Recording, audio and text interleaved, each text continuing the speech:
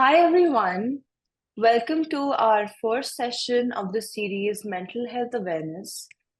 This is Menstrulog Talkspace Session 1, and we're here to just have an open discussion and create a comfortable space for everyone.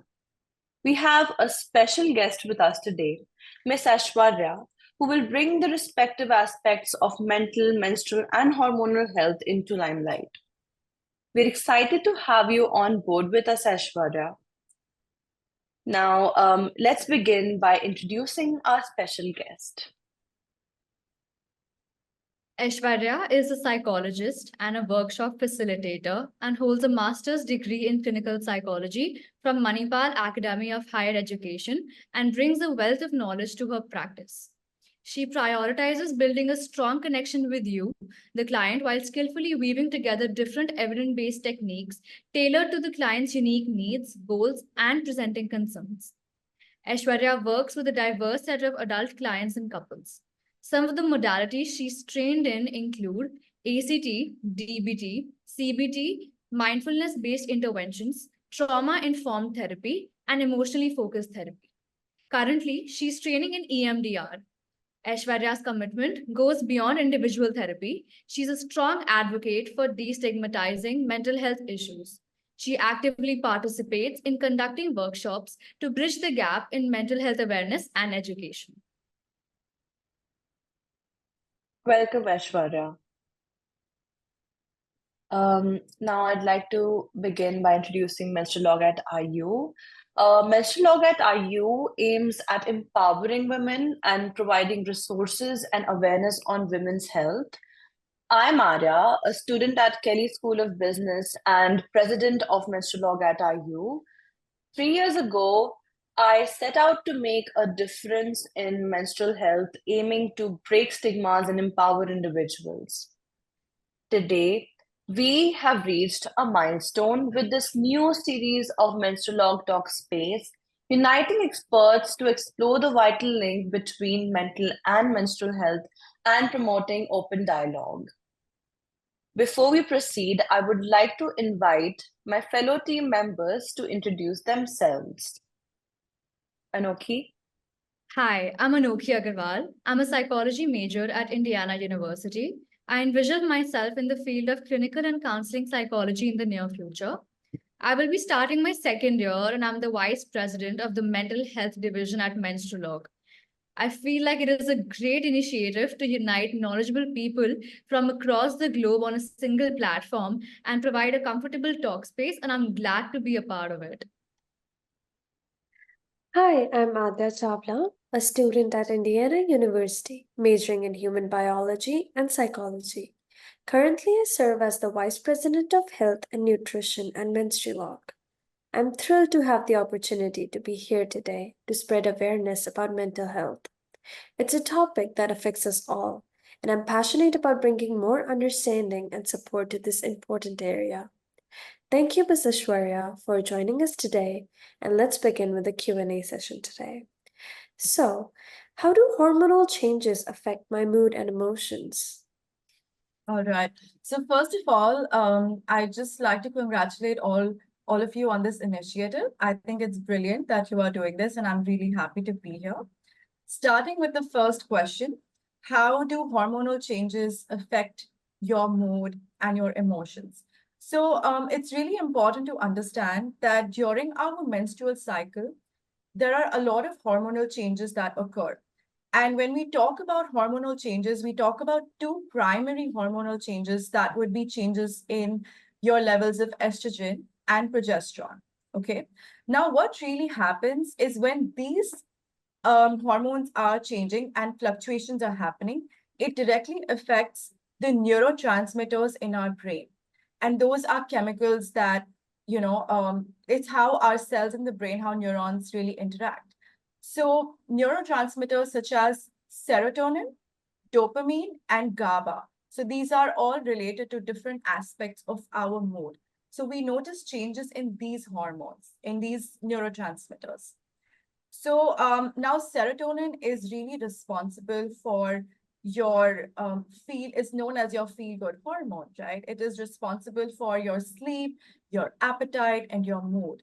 And usually in the first half of your menstrual cycle, you notice a boost in progesterone that affects your serotonin levels.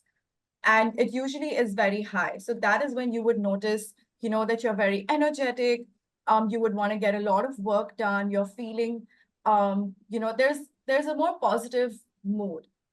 But right before you hit like a week before your period would start, that is a time where a lot of fluctuations occur, and that is a space where most commonly we call it as the PMS, right? The premenstrual syndrome, where you would notice a lot of, it could be a lot of sadness, it could be irritability, it could be anger. So that is what we tend to experience, and that is mostly because of the hormonal changes affecting how the brain reacts to it.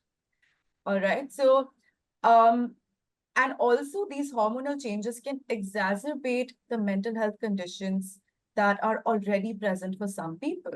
So, if some people are already going through a lot of anxiety, or if they're already going through a lot of stress, changes in these hormones can increase your condition. So, someone may start feeling more anxious, or someone may start feeling more stressed. So, yeah, that's basically how your hormonal changes can affect your mood and your emotions. It is good to be aware of this. It is good to have an awareness that there are changes in my body occurring. That is why I am probably behaving or feeling a particular way. But with that awareness, there are a lot of things that we can exercise, that we can do, so that it doesn't affect you in a severe way, affecting your normal functioning. So I guess we'll talk more about that. Thank you so much, Ashwarya, because every time before my periods, I have a fluctuation of emotions, sometimes too much stress, sometimes crying. But like it's very good to know like the biological process that actually causes this. Thank you. Now I'll let Anoki continue this. So Aishwarya, you mentioned terms like rapid fluctuations and PMS. So what are some healthy coping mechanisms to deal with PMS? All right. So, like I said, the first thing is to be aware that you will have mood fluctuations a week prior to a week prior to where your period begins. A lot of people are not aware of this phenomenon, that, they can experience PMS, they can experience mood fluctuations. So being aware of your period cycle can be a good way to start, so that you are aware that, oh, this is a time where I may start having mood fluctuations. And then when it does happen, it is a good idea to first acknowledge. So the first step to fixing anything or making thing any better is to really understand the problem. So the first step is to always acknowledge how you are feeling. Um, so often when we start feeling anxious or we start feeling a little sad, we question it, right? Oh my God, why am I suddenly feeling so upset? Or why am I suddenly feeling so worried? Or why am I so, why is my heart racing so much? Or what am I so worried about? Or why am I just not feeling normally? So what happens is when we start questioning how we're feeling, it mostly adds a layer to our problem, right? Imagine that you're already feeling sad, you're already feeling anxious, and on top of that, you're questioning and you are feeling worse about what you're feeling. So that adds two layers of problems. We want to first remove the first layer and just acknowledge that, okay, I'm feeling a little upset. My heart's racing. Um, I, I'm worried. I'm having a lot of worried thoughts. And that aspect is known as self-compassion. So we give ourselves space to feel a little upset. We give ourselves space to feel a little worried. And we tell ourselves that it's okay for me to feel this way right now because my body is going through certain changes. Yeah, so you see how that can be really powerful. You're just allowing yourself to feel it and you're removing one layer of worry. Now, once you have done that, it's there are a lot of things that you can do afterwards. So to manage your mood, to manage your worries, one thing is, actually giving yourself some sort of kindness, like taking some level of action. One would be to, very simple, talk to a friend, right? That, hey, I'm not feeling great. Can we have a chat? Can we talk about it? Do you have some time? And really just talk to them about what it is that you're going through. It would, of course, be related to certain situations and circumstances in your life at that point. So you can talk about that. Another thing is journaling, which is something that I really, really recommend to most of my clients. And I think it is an amazing practice to become more self-aware and understand your patterns. So journaling down some of the thoughts that you're having, and it doesn't have to be anything very structured. So it's always very helpful if you're just writing in an unstructured manner, whatever thoughts are coming up, however it is that you're feeling. And remember the self-compassion aspect, right? So when you're noting things down, instead of questioning, why am I thinking like this? Or why am I feeling like this? Try and remove the why and just start with acknowledging that, okay, I'm having thoughts like, um, and it could be a lot of, when we talk about depression and anxiety, usually the thoughts are self-critical, right? I have thoughts like I'm not good enough, or I'm having thoughts like, why am I not performing well in my academics? Or I have thoughts like, what's going to happen in my future? So you will have thoughts like this. So it's a good idea to just write them down and acknowledge that, okay, I am feeling a little worried about my future, or I am concerned about my worthiness. Yeah, so journaling, that can be really, really helpful because you will become more self-aware. And what happens is when we're feeling very emotional, it is normal for us to behave or act out impulsively. But when we write things down, we are connecting our emotional aspect of the brain with the logical aspect of our brain. And that removes our impulsiveness. So then you're less likely to act impulsively. Yeah. So when we're writing things down, we're able to connect it more logically. And that is when you notice your thoughts that, and you can actually, ask yourself, wait, is this true? Is this even true that nobody loves me? And then you start to recognize that, no, I have all of these people. Maybe someone will click in, maybe I have, you think of a friend or you think of a family member, and you realize that actually your thoughts are going in a very irrational direction. So that's how journaling can help you. So we spoke about self-compassion, we spoke about journaling, and then of course there are your basics, right? Your basics of getting adequate sleep, trying to get in some exercise in your daily routine. It could be as simple as going for a walk for 30 minutes, having balanced nutrition. So yeah, those are your basics that of course would be great to follow. Yeah, these are some ways that you can, cope with PMS. Yeah, right. So I think the points you mentioned are quite relatable. So the bottom line being that self-reassurance is actually a good method and it opens like a new path for everyone to discover themselves all over again when they're writing stuff down rather than active impulsively, right? Absolutely. Thank you so much, Aishwarya. Adya, would you like to take the next question? Yes. So often some people use like PMDD in context of PMS, but I'm never able to differentiate between PMDD and PMS. So can you tell me more about what's PMDD and what's the difference from PMS? All right. So PMDD is a more severe condition and it is more chronic. It is basically premenstrual dysphoric disorder. Now, when we speak about PMS, we spoke about how there are mood changes and certain physical changes that occur, right? But when I say PMDD is more severe, um, it really includes depression, anxiety, irritability. You can have a lot of anger, and along with that, you will have certain physical symptoms like feeling excessively tired. So there's a lot of fatigue. You may have sleep disturbances. So PMDD is a more severe condition, and it it usually you'll have 1 week of symptoms, and then you'll have your period, and then after that it goes away. So that is the way to kind of differentiate PMDD also with other mental health conditions, because sometimes the severity of PMDD can make a person really feel like really question like what is happening to me? Why am I feeling so down? Why am I feeling so depressed? Because like I said, it is more severe. So the depression that you may feel during PMS may be more mild versus the depression that you may feel when PMDD occurs may be more severe, where in very few cases, sometimes people may even have suicidal thoughts. So it can reach to that extent. Yeah.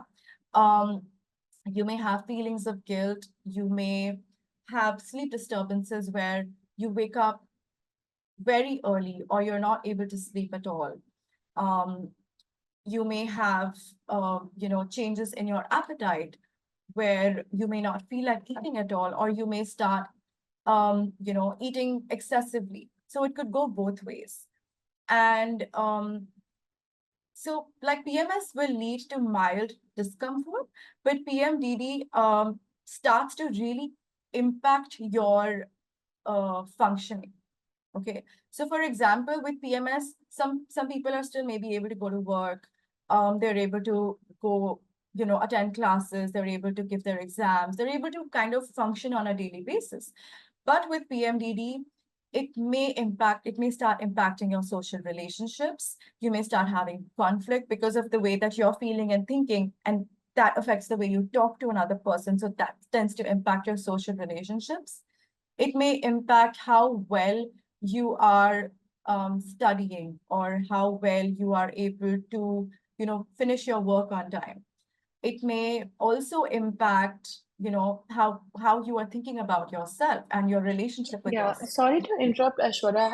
I was just curious. You said that this is chronic, right? So if this is chronic, how am I supposed to like, what do you exactly mean by chronic? If it's like a PMDD, it's supposed to be like before our menstrual cycle, or like what's the duration, and like how do I differentiate if like I'm actually experiencing like depression, or do I experience depression because of PMDD?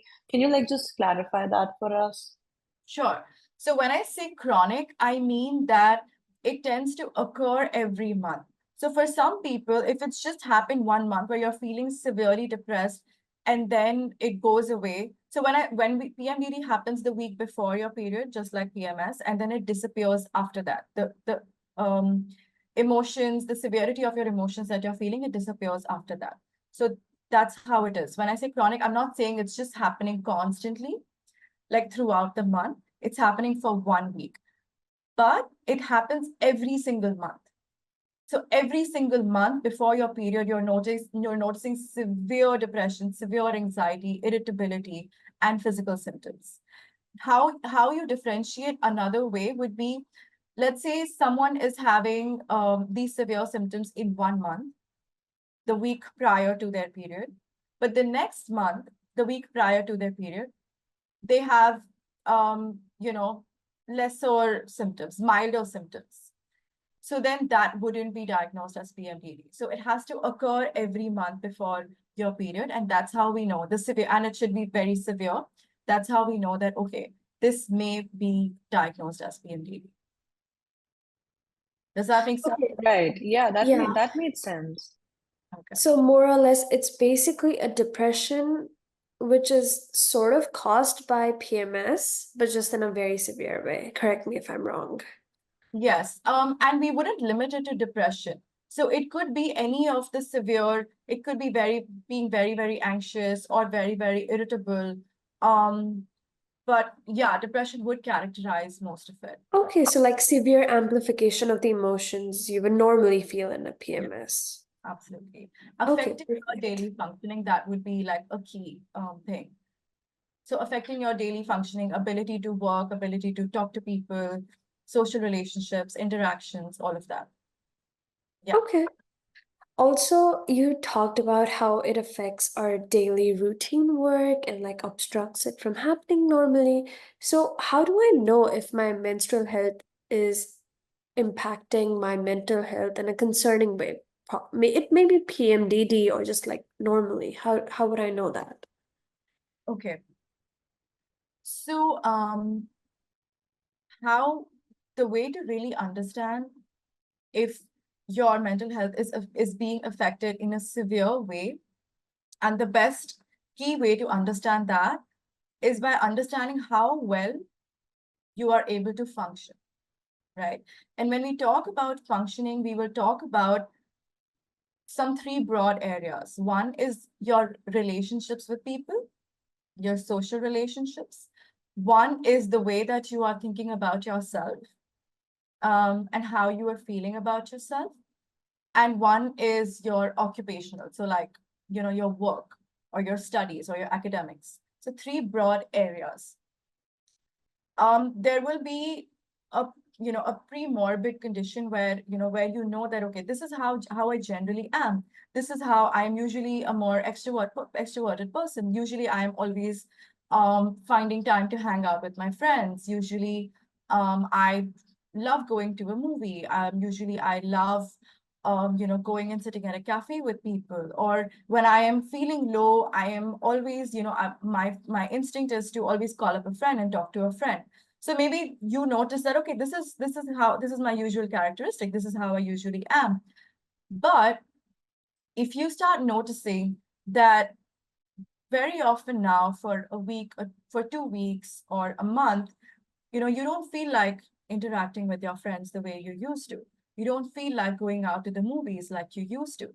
You don't feel like working out the way that you used to. So if you start noticing certain changes like this in the way that you interact with people, and similarly changes in the way that you are working. So previously, let's say you were very disciplined, you'd be able to concentrate, you'd be able to read for, let's say, half an hour without taking a break, and you'd be able to concentrate.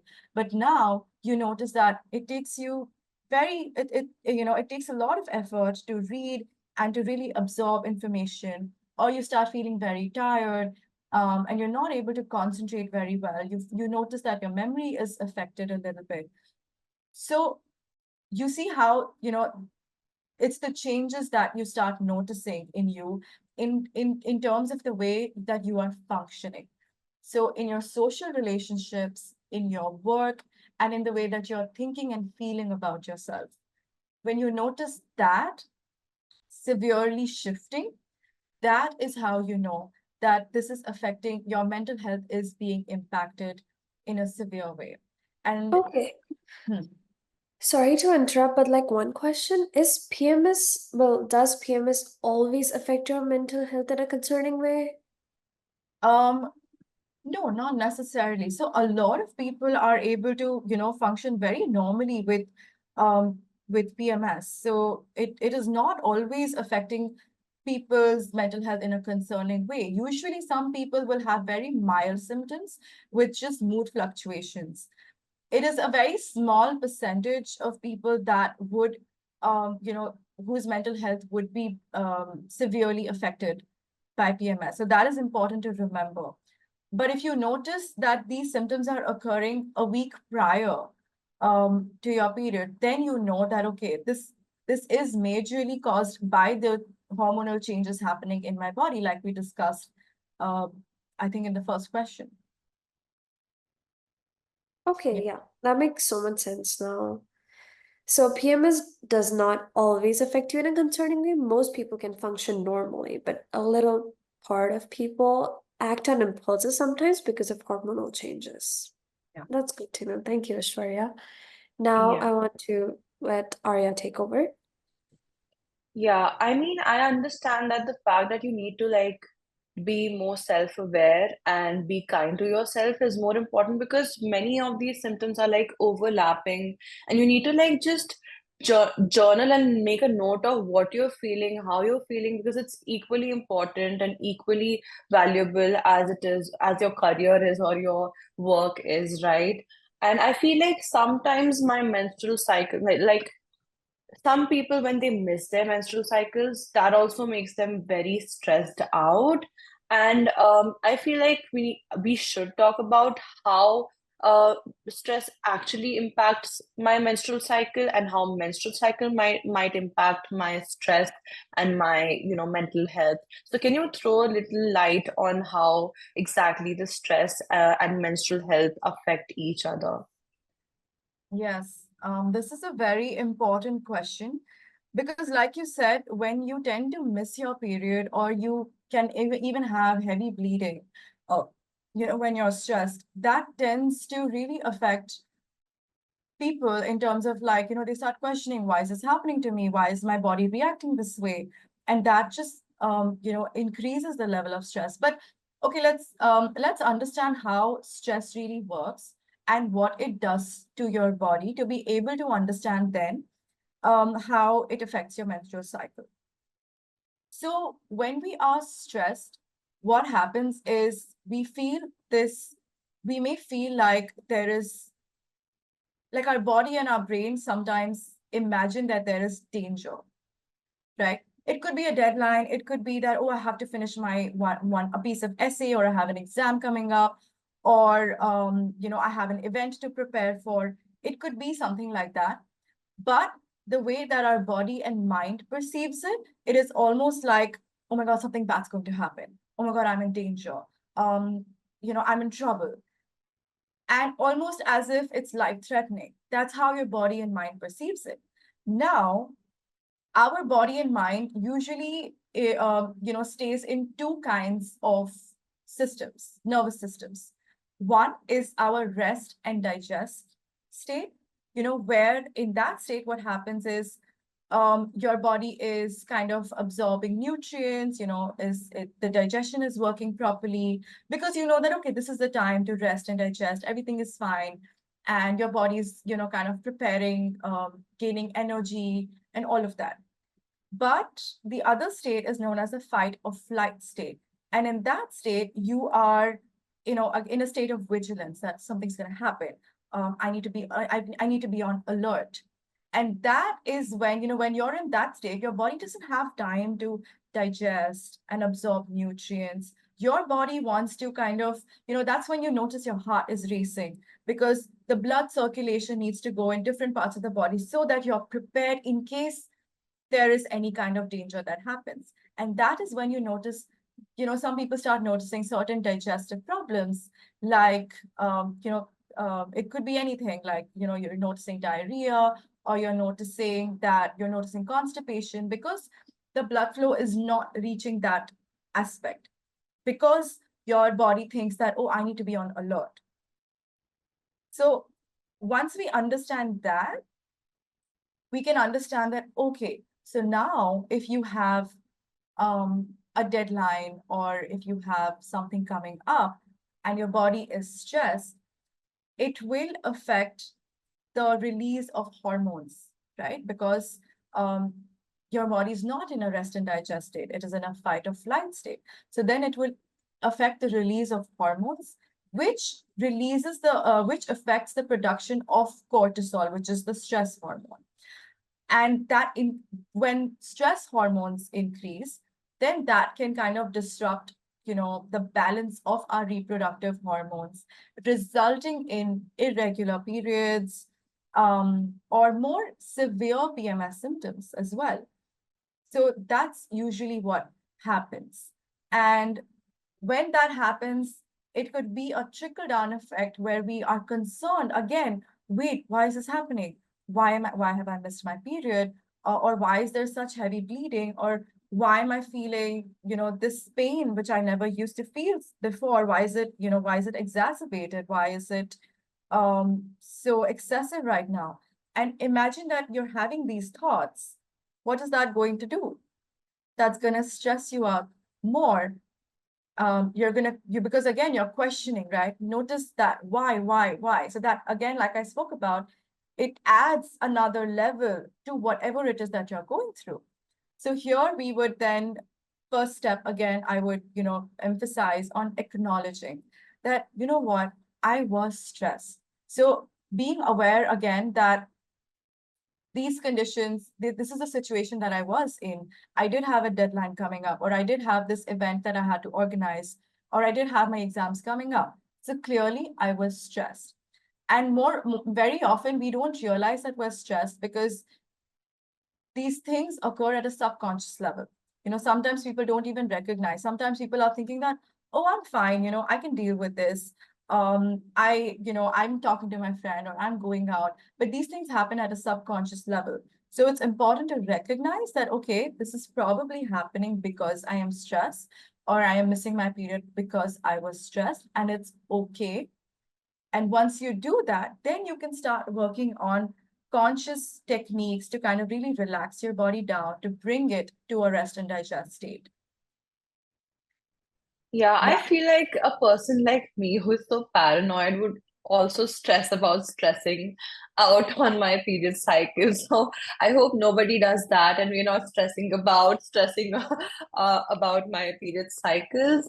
And yeah, that was actually very intriguing, the rest and digest and fight and flight. It's actually good to know what's happening with my body. And now, Anoki, would you like to take the next question?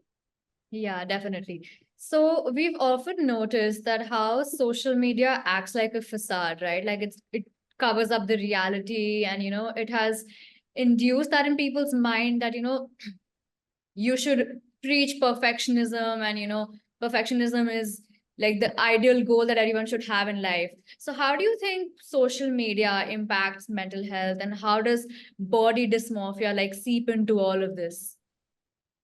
Oh my God, yes. That is a very, very concerning thing that, we see these days. It significantly impacts your mental health. Specifically when we talk about body dysmorphia, it impacts your mental health because it perpetuates these very unrealistic beauty standards, right? And when it shows you these unrealistic beauty standards, people are often left questioning and comparing that, oh, why don't I look like this? Or why can't I be like this? And that starts fostering your negative self comparisons. But it's so important to understand um, that, like, when we're looking at celebrity pictures, or even just people's pictures in general, these things are highly filtered, right? And like I mentioned, it's very unrealistic.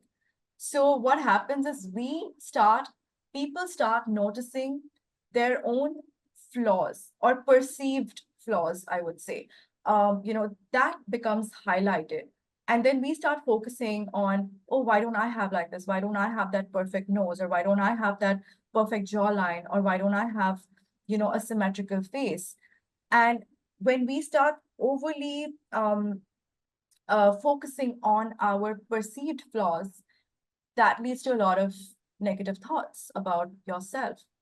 And then when that continues on for a long time, that could eventually lead to a lot of anxiety.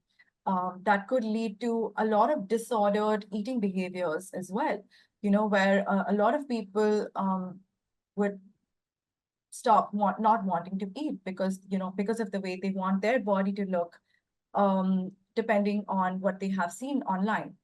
So it is very important to recognize and start accepting that social media can often show you a very false perception of what's actually realistically out there.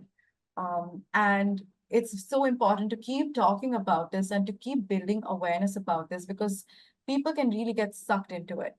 Um, so yes, I think it's important to start limiting social media use when you start noticing that you are falling in this trap of comparing, and start to curate the people that you're following, the content that you are consuming, and even perhaps start, watching content that actually promotes positivity, that promotes diversity, you know, um, that show realistic portrayals of life.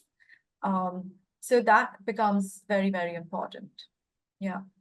Yeah, I think it's pretty true that people tend to ignore the positive aspects about themselves and focus mainly on the negative ones. And it's pretty human to, open social media, see that people are taking trips, and the fact that they know that the pictures are filtered, and that again leads to perfectionism and the whole idea of, being paranoid about themselves. So I feel like it's what you said makes a lot of sense, because it's actually helpful to distract oneself from social media in order to not compare oneself to the world on online, so real world and Instagram, it doesn't fit well. And there should be means to actually lessen them down so that people are not falling trapped to body dysmorphia and mental health issues. And I have one last question for you, Aishwarya. So we've seen how the stats really increase for PCOS and PCOD these days, and because of irregular menstrual cycles. So, how do you think the hormonal problems affect mental health in those situations? Okay. So we have talked about this, previously as well. But when we talk about PCOS and PCOD, um, PCOD is, is a milder form than PCOS.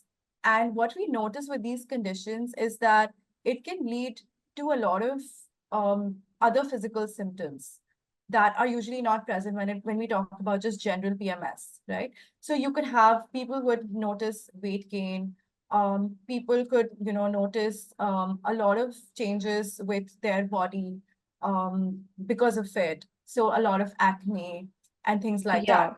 Yeah, And just to interrupt, I would love the audience to know the full form of PCOS and PCOD. It is polycystic ovary syndrome and polycystic ovary disorder. Sorry, you can continue now, Aishwarya. yeah, no, that was very important. So thank you for adding that. It basically affects your hormonal balance and your reproductive health. And people with, these conditions will notice a lot of changes in their body. Like I had mentioned, there could be weight gain, there could even be weight loss. You could notice a lot of acne. And this then tends to impact your mental health because you're noticing a lot of these changes in your body. And maybe you'll notice that, wait, why is this not happening to my friend? Or why is it only me? Why am I going through this alone? And that can create a sense of loneliness or create a sense of just questioning what is going on. So it's so important to be talking about these conditions, talking about the changes that actually occur, and acknowledging and understanding that this doesn't have to be constant.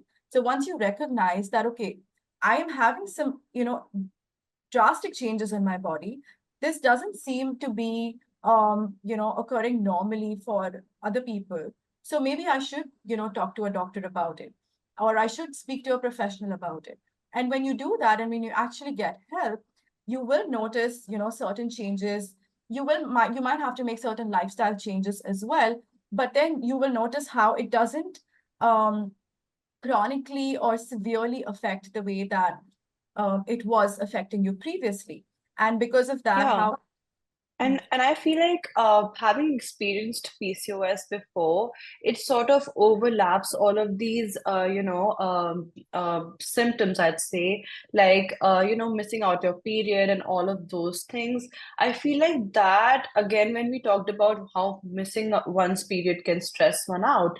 So it has a I feel like from my own experience, it was really taking a toll on my body and my mental health because when you hear the term PCOS from your doctor or your gynecologist, it just it just shocks you, and you're like just so taken aback, and you're just so sad, and you just feel like, okay, so something is wrong with my body. I just want to say that it's completely okay for you to, I mean, it's normal. It's not like your body is abnormally behaving. So it's normal to experience things like PCOS and PCOD, and it's going to be all right.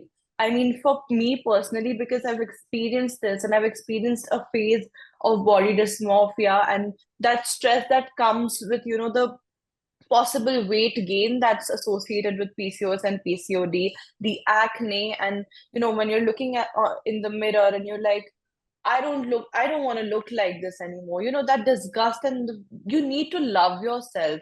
The love that you need to give yourself is more important than anything else that you should be focusing on that time, right? So yeah, I got a little emotional with that. You must continue what you were saying. Well, thank you for sharing that. And it is because of people like you that are openly able to talk about these things and talk about the changes that you experience and how it affects you, that raising awareness that allows other people to also believe that, what, this is okay. This is fine. This is reversible, or I can manage it and I can make lifestyle changes and I can feel better about myself.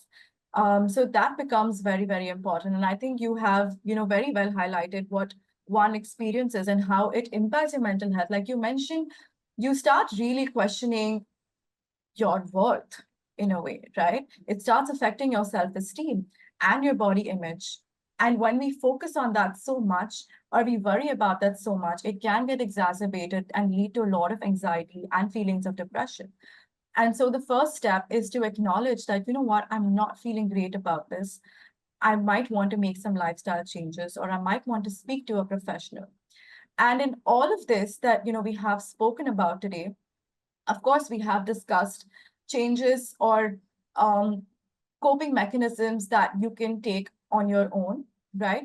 Like we spoke about self-compassion, we spoke about journaling, we spoke about relaxation techniques.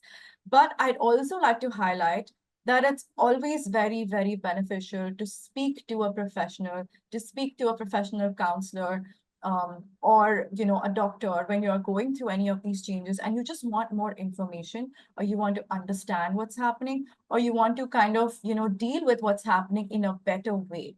So it's always very a good idea, advised, that you speak to a professional anytime that you're experiencing any of these symptoms or any of these problems and you're concerned about what's going on. Yeah, and personally speaking, I feel like yoga and meditation has helped me a lot. And especially yoga, to be very honest, helped me a lot. And music, of course, is like everybody's companion. So I feel like if there is a moment in your life, if you're feeling like, okay, I don't think I'm looking the best, if you're not looking the way you want to look, maybe just take out a bit time for yourself and do yoga and meditation.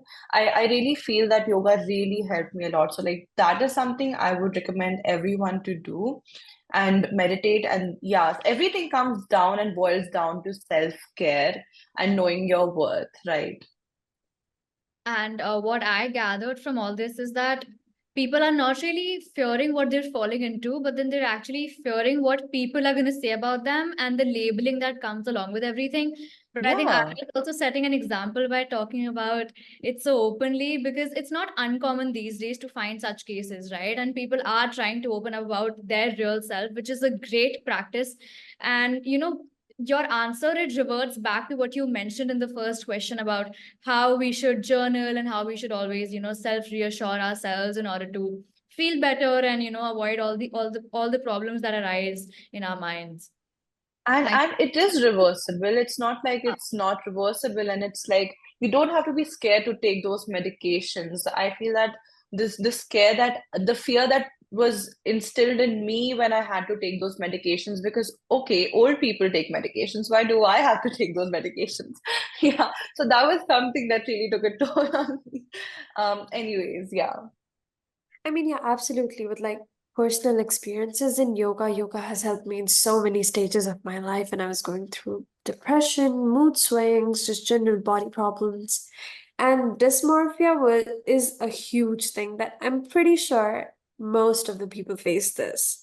Everyone scrolls on Instagram, sees the reels, beautiful makeup, beautiful nose, beautiful face, and they're like, oh my God, I don't have anything in the mirror.